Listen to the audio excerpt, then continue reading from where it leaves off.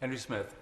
Thank you, Mr Deputy Speaker. I congratulate my honourable friend, the member for Bexhill and Battle, for securing this debate, and I congratulate my honourable friend, the member for Witney, in his new position as Aviation Minister. I first had the opportunity to raise the potential impact of COVID-19 on the aviation sector back in January.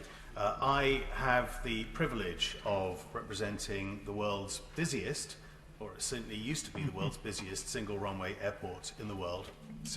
And this issue is extremely important for not only the well-being of my local economy, which sees the headquarters of Virgin Atlantic Airlines, sees EasyJet's largest centre of operations, and many others as well. But as other honourable and right honourable members have said, this is an extremely important industry and sector for the UK economy. So I make no apologies. I give way. A formidable champion of aviation, particularly in West Sussex.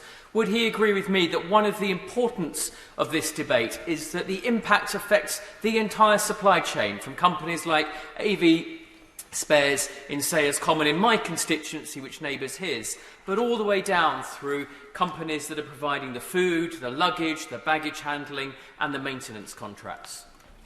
Well, I'm very grateful to my honourable friend, member for Arundel and South Downs, for that intervention. He is exactly right.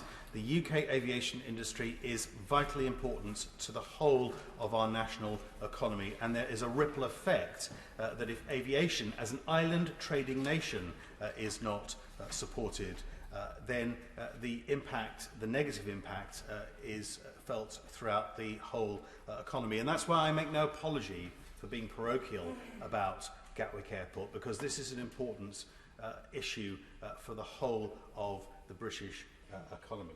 I'm very grateful to honourable and right honourable friends from both sides of the House for joining me in the Future of Aviation group, which I'm honoured to chair. We have introduced a 10-point plan of recovery and support for the aviation industry, and seeing as I've got now just 2 minutes left, I will just highlight 5 of those key points. First of all, as has been previously mentioned, testing is essential. Over 30 countries test for COVID-19 for arrivals there. That is important, not just for confidence for people travelling again, but it's important for public health confidence as well. And we are at a competitive disadvantage with countries in Europe like France, Germany, Italy, Austria, who do test, and we are not testing.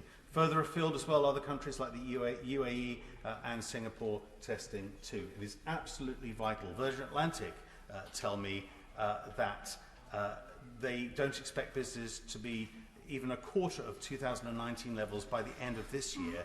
Testing would help that. Secondly, an extension of the coronavirus job retention scheme, the furlough for aviation sector employees until March 2021. Because effectively the aviation industry will experience at least 3 winter seasons as a result. Business rates relief as well for airports in England, as has occurred in other parts of the United Kingdom, is extremely important too. Air passenger duty.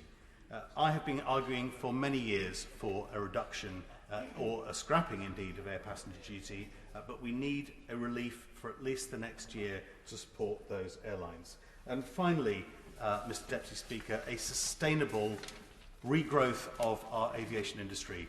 In February, the UK airline industry committed to net zero carbon by 2050.